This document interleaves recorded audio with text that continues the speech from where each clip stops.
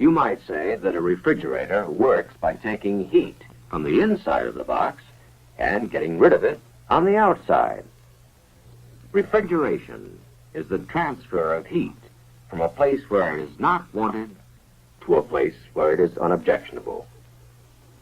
To do this, a refrigerator uses a unit inside the box that takes up heat and a unit outside the box that gets rid of it.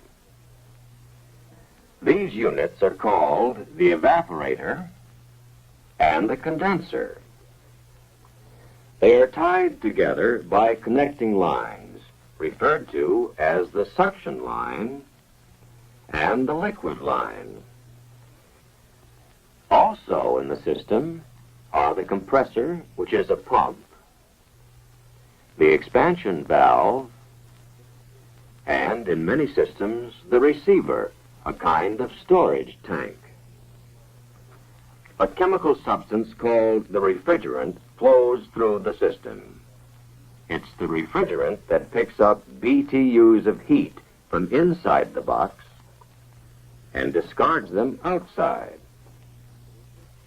In the process, the refrigerant changes from a liquid to a gas. Then, in the condenser, it changes back to a liquid. At the same time, the pressure increases in the compressor and decreases in the expansion valve. Before you can understand how the system works, you must learn why and how these changes take place. That means learning some basic principles concerning heat. To begin with, take a swimming pool, and Kathy, who was swimming in the cold water. After she has dried off, she finds the air warm. But Helen has just come from the steam room, and she thinks the air is cold.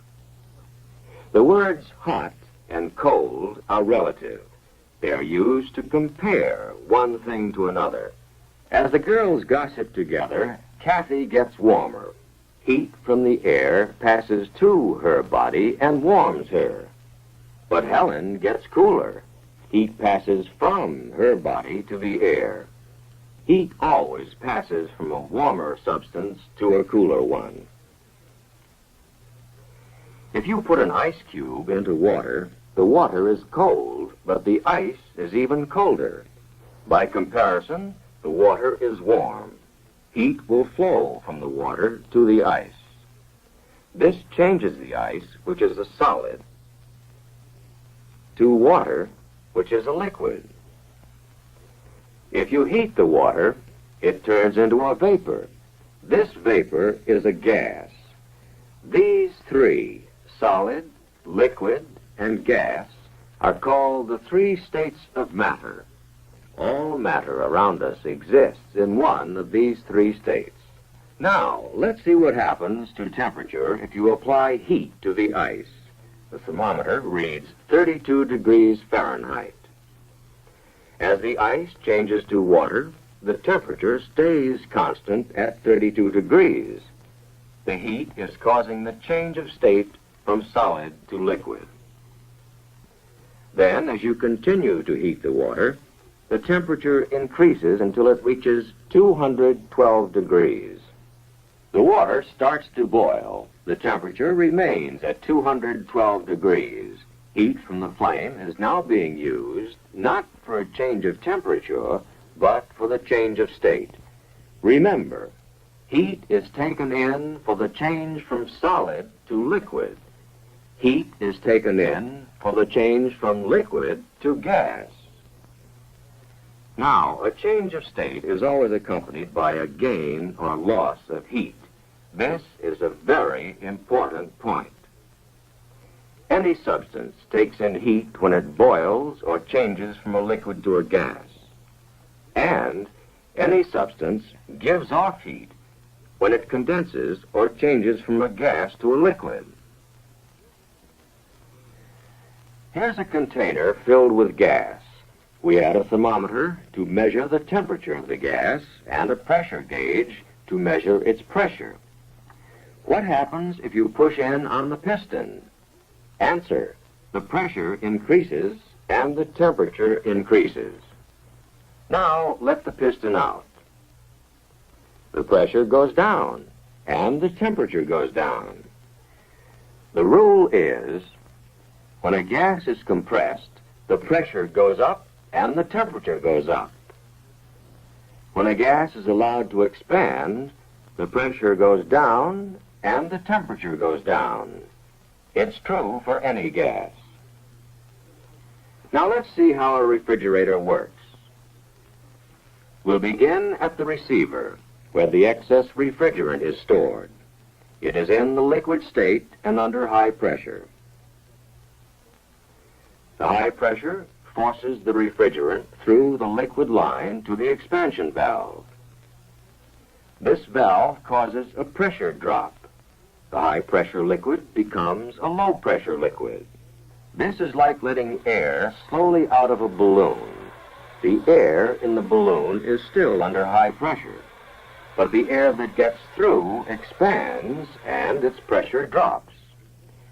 In the same way, refrigerant that passes through the expansion valve expands, and its pressure drops.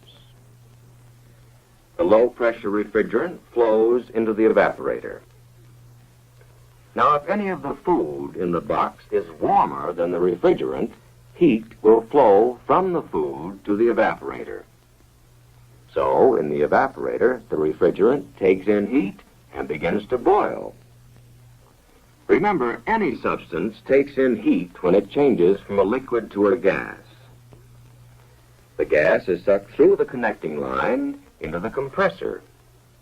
As the piston moves down, the suction valve opens. The gas is sucked into the compressor. As the piston starts up again, the suction valve is forced shut and the discharge valve is pushed open. On this stroke, the gas is compressed. Remember what happens when gas is compressed? Pressure goes up, temperature goes up. The gas, now at high pressure and high temperature, flows into the condenser.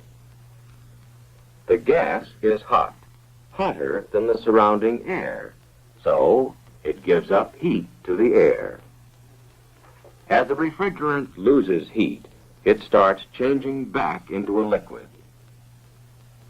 To complete the cycle, the liquid refrigerant returns to the receiver.